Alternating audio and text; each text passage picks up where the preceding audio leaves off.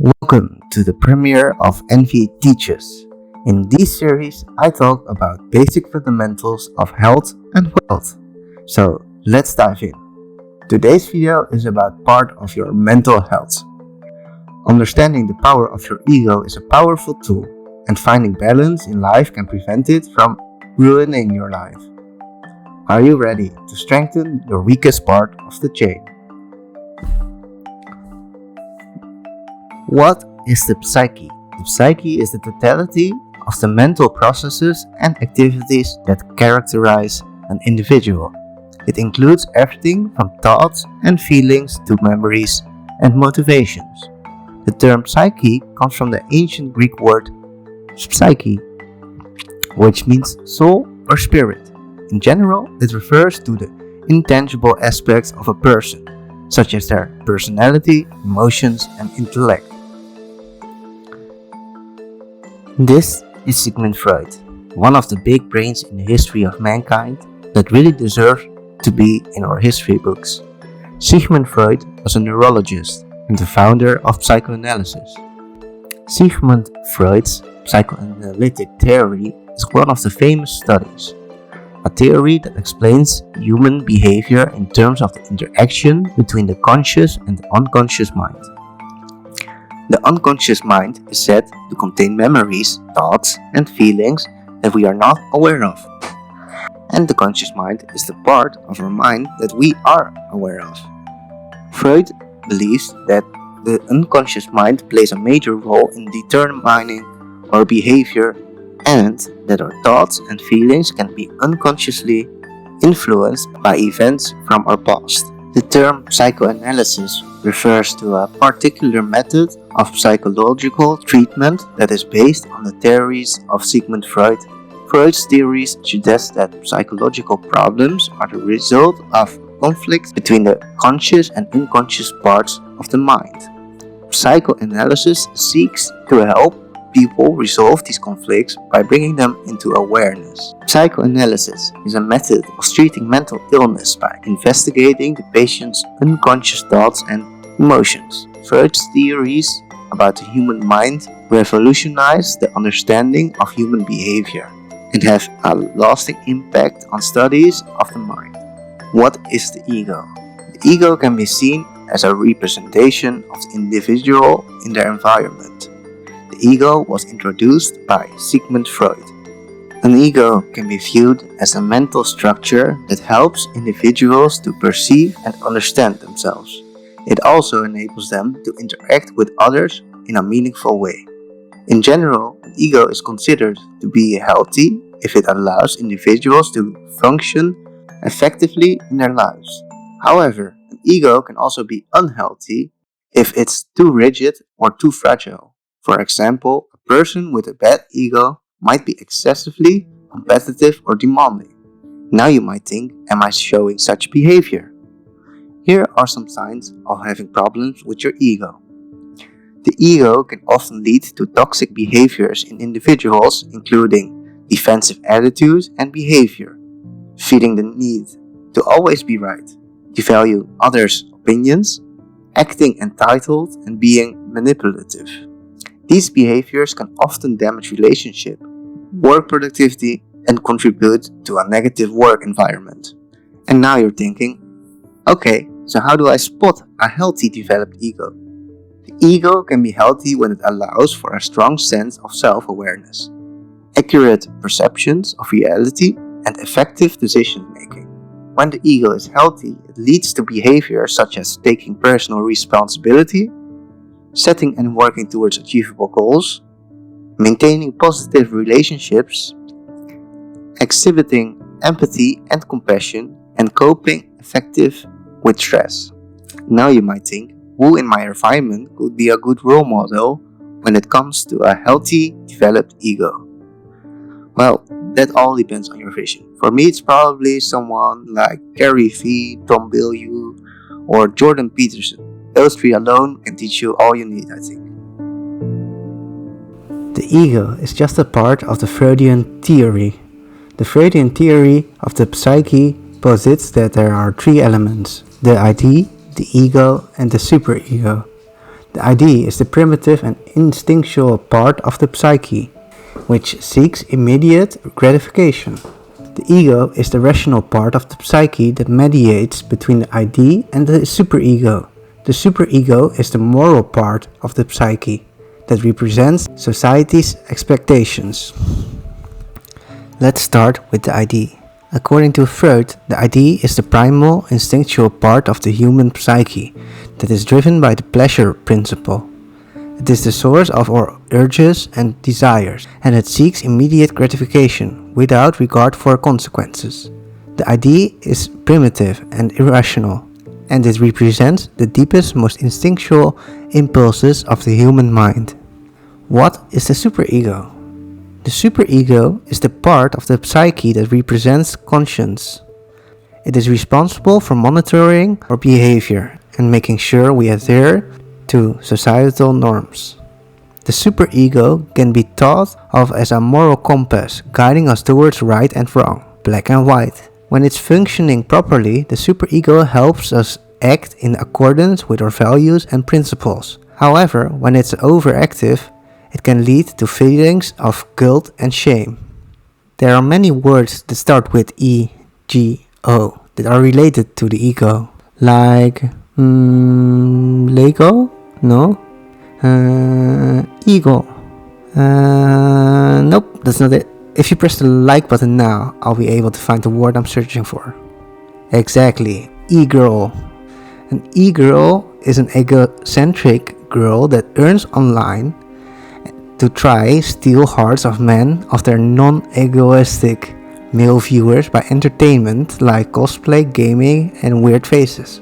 Those were the words I were looking for. Egocentric and egoistic. The two words egocentric and egoistic have different meanings. Egocentricity refers to a focus on the self, while egoistical refers to selfishness or an excessive concern with one's own welfare. Egocentricity can be seen as cognitive distortion in which people place too much importance on their own thoughts and feelings, while egoistical behavior is motivated by a desire for personal gain. An egoistical person is primarily concerned with their own welfare and interest. They are like pirates. They may be aggressive and assertive in order to get what they want, and they may be less interested in the welfare of others. So basically, someone watches my video, got a lot of views out of it, and didn't leave a like or a comment. Egocentricity is the tendency to place oneself at the center of the world and to give too much weight to one's own thoughts, feelings and experiences. This can lead to a distorted view of reality in which other people and events are seen as existing primarily to serve one's own needs and desires. Egocentric individuals often have difficulty taking other perspectives into account and seeing their own point of view in their whole lives. So egocentricity is basically what a child is when he doesn't know how to play together with another child. He cannot share his toys, and during the process he will eventually learn that, to play together. Okay, thank you for watching this video, and before I'll continue, I'll tell you about my ego deathing experience. If you're not interested, please skip this and do watch the video of Jordan Peterson. It took me a lot of time to make this whole video, so I would really appreciate it if you let me know if you liked it or if you didn't like it and why you didn't like it. It would really help me out. Stay hungry, stay humble, and I'll see you in the next video. My own experience was not the first time, not the second time, but the third time I left college. I believe I was close to an ego death. Financially, I didn't know how to pay my final year, and I would at least have to attend 1.5 years to college, university. My student loan was insanely high, and I lost a lot of money while experiencing my first bear market. My girlfriend left me after I lost trust in our relationship when she chose to sleep in the same bed with another man in her room, under me. Living in the same building after a breakup is like the worst thing you could do. Besides that, I had some mental issues that I wasn't aware of, like PTSD, and I hope to find answers with no idea where to start. So as Murphy's Law continued, I filled the loneliness with drugs just to ease the pain and escaping the pressure waiting in the future for me. I had a fragile mindset. One little push was enough to get crushed, and that little push caused me to drop out in the summer break of my final year in university as a PE teacher. I had to retreat and didn't see a path. I wanted to escape and hide and hopefully meet a destination where I could rebuild myself. But I had no other option to go back to my parents who are unconsciously dealing with their own trauma from war and addiction and parental wounds. But somewhere during the process you lose yourself and you're going to deep places to rebuild yourself piece by piece. After a long time in the dark, in the empty void, there was a tiny little light shining. It was my dream. My dream job doesn't exist yet, so I should create it myself. And I've been working for this goal for the past 6 years, and so I proudly became the fool. And that, people, is why you want to find balance in your life. It's okay to push yourself hard, but you gotta learn when to take a step forward and when to take a step back to take 2 steps forward. Because sometimes you just keep on falling, from my own experience. Hi, Dr. Peterson. I would just like to ask you to please talk about what Jung called a psychic death, also known as an ego death. That's what happens when someone who loves you betrays you. Right? So imagine that the world is complicated beyond comprehension, right? And you only see a very little bit of it. And the way you structure your understanding is you make assumptions about things, and they're simplifying assumptions. So if you trust someone, you reduce their complexity massively, right? Because let's say we were married, then there's a whole bunch of ways that you're going to act that are going to be simpler.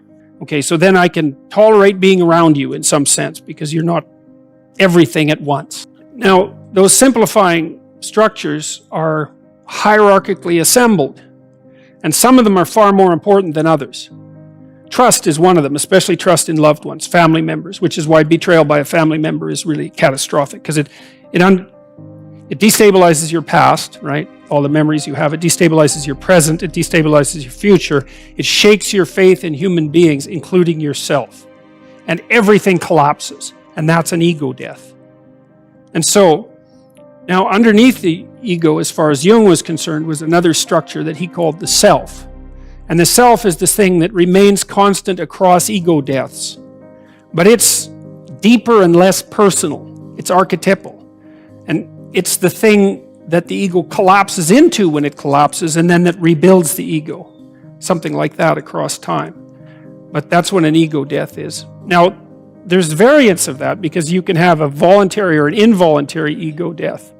And a voluntary ego death is when you learn a bunch and you're willing to let go. So that would be your own immolation. It's like you're a phoenix and you're lighting yourself on fire. That's a much better idea, even though it can still be really harsh. The involuntary ego deaths, they're really hard on people. People will do almost anything to stop that from happening, which is partly why they fight to maintain their group-fostered axiomatic simplifications. It's not surprising, because you lose like that ego death is a journey into the underworld, or it's a collapse into chaos. And that's not so bad if you do it purposefully.